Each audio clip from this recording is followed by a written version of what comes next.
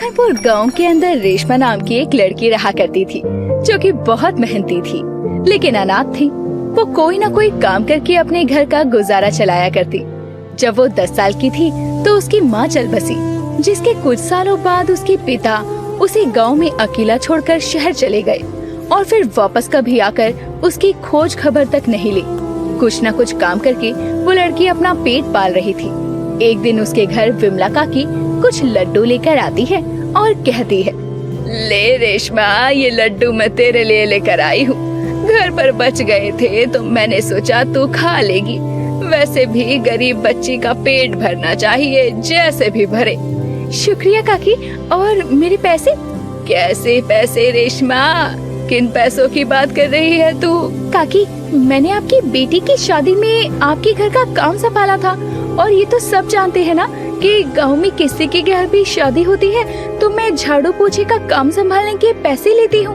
अरे कैसी बातें कर रही है रेशमा, अब अपनी काकी से भी पैसे लेगी क्या? पैसे के बदले लड्डू तो दे रही हूँ ना। तू तो जानती है तुझसे तो कुछ नहीं छुपा है, मेरे पास कोई पैसे नहीं है। ये लड्डू लेने हैं तो ले ले। विमला ये बोलकर वहाँ से चली जाती है और रेशमा कुछ भी नहीं बोल पाती और बस अपनी किस्मत को कोसती रह जाती है। ये सब मेरे साथ ही होना होता है क्या? ऊपर वाले, तुझे मेरी हालत पर बिल्कुल भी तरस नहीं आता। पहले तो तूने मेरी माँ मुझसे छीन ली और उसके बाद मेरा बाप भी मुझे छोड़कर चला गया और अब पड़ोसी दिए हैं तो वो भी ऐसे। रेशमा खुद ही गुस्सा कर खुद ही शांत हो जाती है और अपने गुजारे के लिए अब एक केशवलाल सेठ के खेत पर काम करने लगती है, जो कि उस पर बुरी नजर रखा करता था और अधेड़ उम्र का आदमी था। वो खेत में बीज बोती रेशमा को देखकर कहता है, सच कहूँ तो रेशमा, तुझे इतना काम करते देख मुझे बड़ा दुख होता है। अभी भी समझा रहा हूँ, ब्याह कर ले मुझसे, फिर हाथ में माटी और बीज की जगह नोटों की गड्डियाँ होंगी, गड्डियाँ, देख लेना। सेठ जी, आपने समाचार सुना? पड़ोस के किशनगढ़ में ना एक किसान की बेटी को एक जमींदार परेशान किया करता था। फिर ना एक दिन तंग आकर उस लड़की ने खुरपी से जमींदार की गर्दन ही धड़ से अलग कर दी। ये सुनकर केशव बहुत ज्यादा डर जाता है और सक पकाते हुए कहता है, वो सब झूठ है, तुम अपने काम पर ध्यान दो, ठीक है? वरना पगार काट लूंगा, समझी? केशव ये बोलकर वहाँ से चला जाता है। रेशमा मुस्कुराती हुई अपने काम करने लगती है। जब भी केशव सेठ उसे परेशान करता तो वो झूठी कहानियाँ सुनाने लगती और केशव मरने से बहुत डरता था। वो वहाँ से भाग जाया करता। दिन ऐसे ही गुजर रहे थे। रेशमा कुछ न कुछ काम कर अपना गुजारा किया करती। एक दिन वो खेत से घर जाते हुए एक जगह पर बहुत भीड़ देखती है और खुद से कहती है, अरे ये इस जगह पर इतनी भीड़ क्यों है? मुझे लगता है मुझे जाकर देखना चाहिए, आखिर यहाँ चल क्या रहा है। रेशमा वहाँ जाकर देखती है तो वहाँ एक पानी पूरी वाला पानी पूरी बेच रहा था और उसकी दुकान पर बहुत ज्यादा भीड़ लगी थी। इतनी भीड़ को देखकर रेशमा के मन में सवाल आता है, अरे ऐसे भी कौन सी पानी पूरी दे रहा है जो पूरे गांव वालों ने इतनी भीड़ लगा रखी है?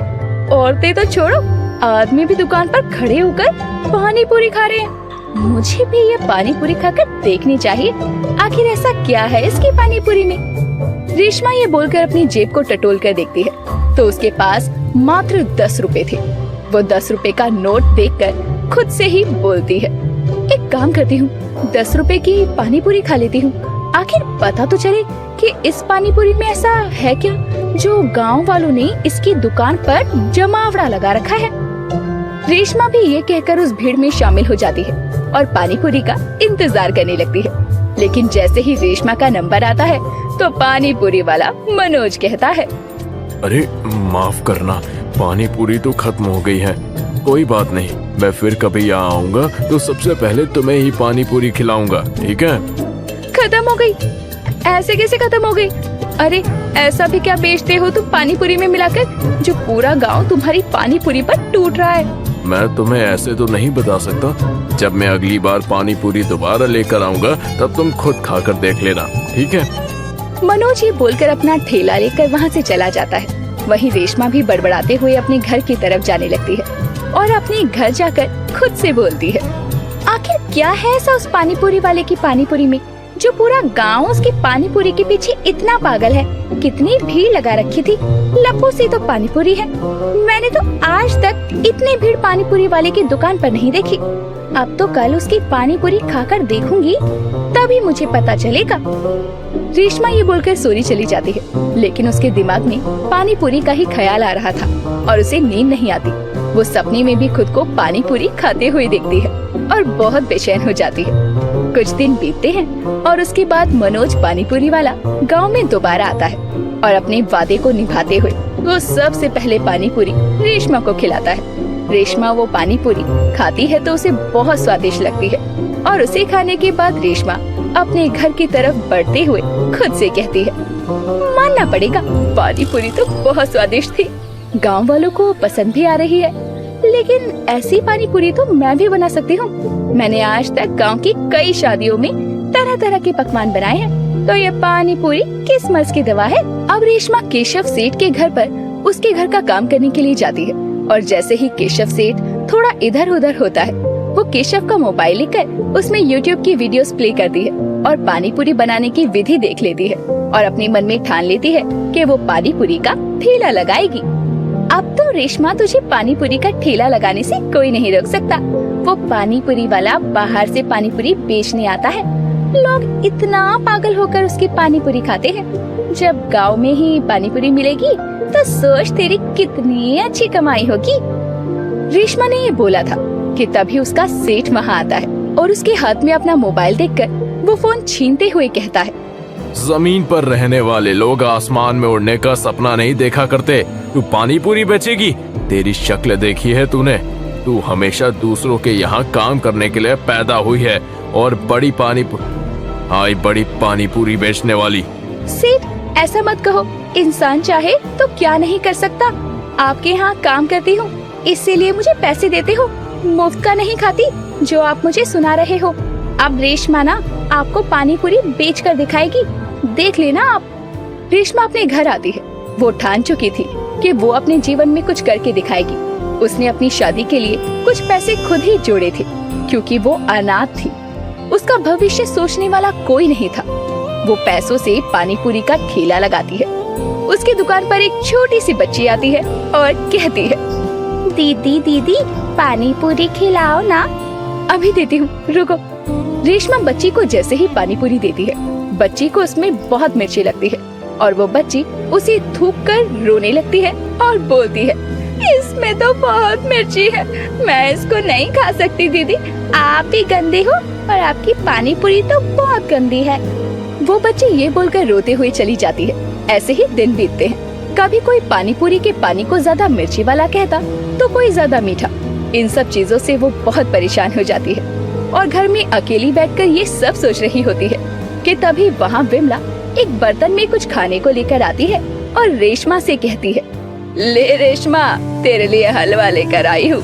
वो क्या है ना, थोड़ा हलवा बच गया था, मैंने सोचा फेंकने में जाएगा तो क्यों ना तुझे दे दूं।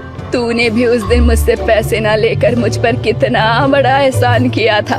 आप तो ऐसे बोल रही हो काकी जैसे मैं पैसे मांगती और आप दे देती। क्या आप भी? अच्छा ये सब छोड़ो, मुझे हलवा दो, बहुत भूख लगी है। रेशमा जैसे ही हलवा खाकर देखती है तो वो फीका था, जिसे वो मुंह से निकाल कर कहती है, अरे काकी ये क्या, ये हलवा कैसा है? मेरे मुंह का स्वाद क्यों बिगाड़ रही हो? अगर हलवा नहीं देना था तो मना कर देती ना, ये तो फीका है। अरे धत तेरे की, माफ करना रेशमा, वो क्या है ना, तेरे काका मीठा नहीं खाते, उन्हें शुगर है ना, इसलिए मैं गलती से उनका हलवा तेरे लिए ले आई और तेरा हलवा उन्हें दे दिया। तभी मैं कहूँ इतनी चटकारे लेकर हलवा क्यों खा रहे थे? यानी कि आपने सबके लिए अलग अलग तरह का हलवा बनाया था? हाँ और नहीं तो क्या। अरे अब हर किसी का स्वाद अलग होता है, इसीलिए मैंने अलग अलग तरह का हलवा बनाया। तेरे काका मीठा नहीं खाते तो सबसे पहले फीका हलवा निकाला, फिर उसमें चीनी मिला दी। उसके बाद मेरी छोटी बेटी किशमिश नहीं खाती तो सबसे पहले उसके लिए थोड़ा सा बिना किशमिश का हलवा निकाला और आखिर में सबके लिए किशमिश डाल दी हलवे में। चल तुझे हलवा फिर कभी खिला दूंगी, अब मैं जाती हूँ, तू सो जा। विमला ये बोलकर चली जाती है, लेकिन वो ये नहीं जानती थी कि वो रेशमा को उसकी सफलता का रहस्य बताकर चली गई थी। जिसके बाद रेशमा सोती नहीं है और पूरी रात मेहनत कर पानी पूरी के लिए अलग अलग तरह का पानी बनाती है और 6 बर्तनों में भर लेती है। उसने पानी पूरी के लिए पूरी रात जग कर मीठा पानी तैयार किया, पुदीने का पानी बनाया, इमली का पानी बनाया, धनिये का पानी, जीरे का पानी और हींग का पानी भी तैयार किया, जिसे अगले दिन वो बेचने लगती है और उसकी दुकान पर बहुत भीड़ होती है और सब उसकी पानी पूरी की तारीफ कर रहे थे। उसकी पानी पूरी कुछ ही घंटों में खत्म हो जाती है। तभी एक डोना लिए एक हाथ आगे आता है और वो हाथ मनोज का था। रेशमा उसे देखकर मुस्कुराते हुए कहती है, माफ करना, आज तो पानी पूरी खत्म हो गई, लेकिन कल जब मैं फिर से पानी पूरी की दुकान लगाऊंगी तो सबसे पहले पानी पूरी आप ही को खिलाऊंगी। मनोज भी ये सुनकर हंसने लगता है और उसे रेशमा की मेहनत बहुत पसंद आती है। मनोज जहाँ एक तरह का पानी बेचा करता, वहीं रेशमा ने अपने दिमाग को लगाकर 6 तरह का पानी पूरी का पानी तैयार किया था और केशव सेठ भी उसकी सफलता देखकर जलने लगता है और उसका मुंह बंद हो जाता है। जिसके बाद रेशमा भी धीरे धीरे मनोज के नजदीक आने लगती है। दोनों एक दूसरे के साथ शादी कर लेते हैं और मिलकर अपने पानी पूरी का ठेला चलाने लगते हैं और दूर दूर तक गाँव में मशहूर हो जाते हैं।